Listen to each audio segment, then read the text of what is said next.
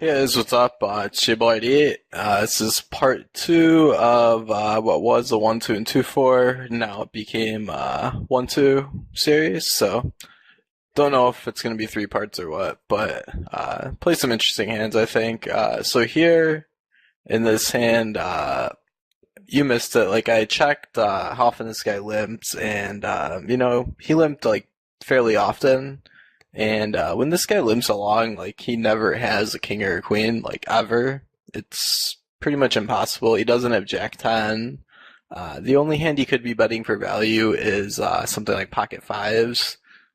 Maybe like I don't know, some like Queen 8 suited or something random, but like he's a very aggressive player, he would isolate a limper in position. So do kind of something weird, and I like out of position to float with 8-7 suited here, and I think it's fine because I have some backdoors, and I'm just gonna win the pot every time, or every time he doesn't have the nuts. So uh, it's kind of awkward, but I just peeled his flop bet check called, and I'm gonna go for a turn check raise. I thought about leading the turn, but decided against it. So here, I could have Jack 10, I could have, King 9, I could have, pocket fives. I have a much wider value range, and I just don't think he has anything.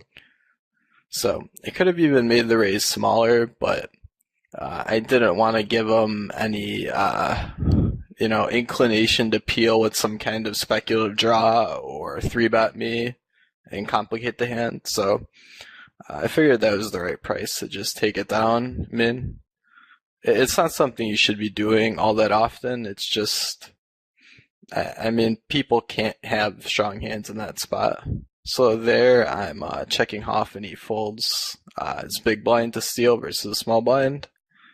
If he's folding 2/3 of the time or more, then it's inherently profitable for me to open with like any two, assuming I don't just leak money post flop. So something to think about, if you're trying to figure out where to get an extra edge. And also, you can open a little wider against people that don't play back too light, that don't raise you or float you or 3-bet you, that kind of stuff. So here I have pocket tens, and I do something weird. So it's kind of strange. Like I would 3-bet this like 90% of the time, but I'm kind of deep against leather ass. About 140 big blinds. So I don't want to get 4-bet and have to play for stacks, and I don't want to 4-bet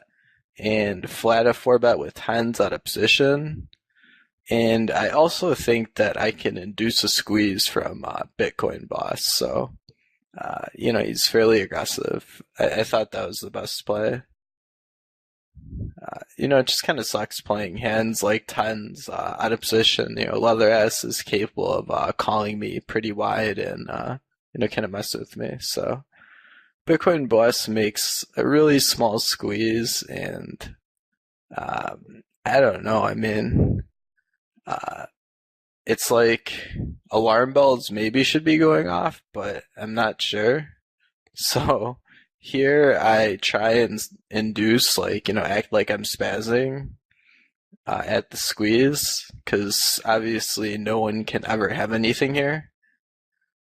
The third person or second person to call out of position, it's so unlikely I would have anything in a spot where I would squeeze. I felt like, maybe he would jam light or do something dumb, but I should have been tipped off a little bit by his sizing. Like, it's just awkwardly small, and I guess he exploited me. We'll play the hand out, so.